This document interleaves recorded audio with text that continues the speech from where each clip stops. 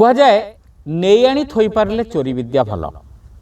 ଅନେକ ସମୟରେ ଚୋର ଯଦି ମୂର୍ଖ ହେଲା ତେବେ ଅତି ଶୀଘ୍ର ସେ ସହଜରେ ଧରା ପଡ଼ିଯାଇଥାଏ।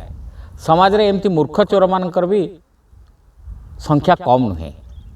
ସେମାନେ ନିଜର ଭୁଲ ପାଇଁ ପ୍ରତି ମୁହୂର୍ତ୍ତରେ ହଇରାଣ ହୋଇଥାନ୍ତି ଏବଂ ଧରା ବି ପଡ଼ିଥାନ୍ତି।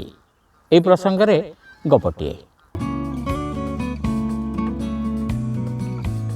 ଧର୍ମଗିରି ରାଜାଙ୍କ ଗନ୍ତାଘର ଭିତରୁ କିଛି ମୂଲ୍ୟବାନ ରତ୍ନ ଚୋରି ହୋଇଗଲା।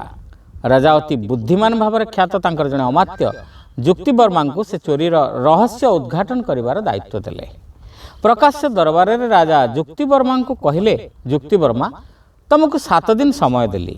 ତୁମେ ଯଦି ଏ ରହସ୍ୟର ସମାଧାନ କରିନପାରିବ ତେବେ 8ମ ଦିନ ତୁମର ମୁଣ୍ଡ କାଟ ହେବ। ମହାରାଜ, ମୁଁ ନିଶ୍ଚୟ ସଫଳ ହେବି।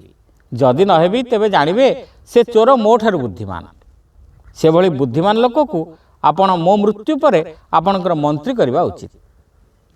ଯୁକ୍ତିବର୍ମା କହିଲା, ମୁଁ ସ୍ୱୀକାର କରୁଛି। ରାଜା କହିଲେ। 7 ଦିନ ବିତିଗଲା। ଘୋଷଣା ହୋଇଗଲା ଯେ ସକାଳେ ଯୁକ୍ତିବର୍ମାଙ୍କର ମୁଣ୍ଡ କାଟ ହେବ। ରାତିରେ ଗନ୍ତାଘରର ଜଣେ ସହକାରୀ ତତ୍ତ୍ୱାବଧାରକ ଆସି ତାଙ୍କୁ କହିଲେ, ମହାଶୟ, ସକାଳେ ତ ଆପଣ ମରିବେ, କିନ୍ତୁ ବୁଦ୍ଧିମାନ ଚୋରକୁ ମନ୍ତ୍ରୀ କରିବା କଥାଟା କେମିତି କ'ଣ ହେବ? ଯୁକ୍ତିବର୍ମା ହସିଲେ। ମୁଁ ତୁମକୁ ଅପେକ୍ଷା କରୁଥିଲି। ଭାଗ୍ୟକୁ ସକାଳ ହୋଇନାହିଁ। ଏହା କହି ସେ ପ୍ରହରୀକୁ ଡାକି ସେ କର୍ମଚାରୀକୁ ବନ୍ଦୀ କରିଦେଲେ। ଅନୁସନ୍ଧାନରୁ ପ୍ରମାଣ ହେଲା ସେହି କର୍ମଚାରୀ ହେଲା ଚୋର। ଗପଟି ଆପଣଙ୍କୁ କେମିତି ଲାଗିଲା କମେଣ୍ଟ କରି ନିଶ୍ଚିତ ଜଣାଇବେ।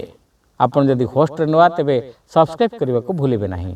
ରହିଲୁ, ନମସ୍କାର।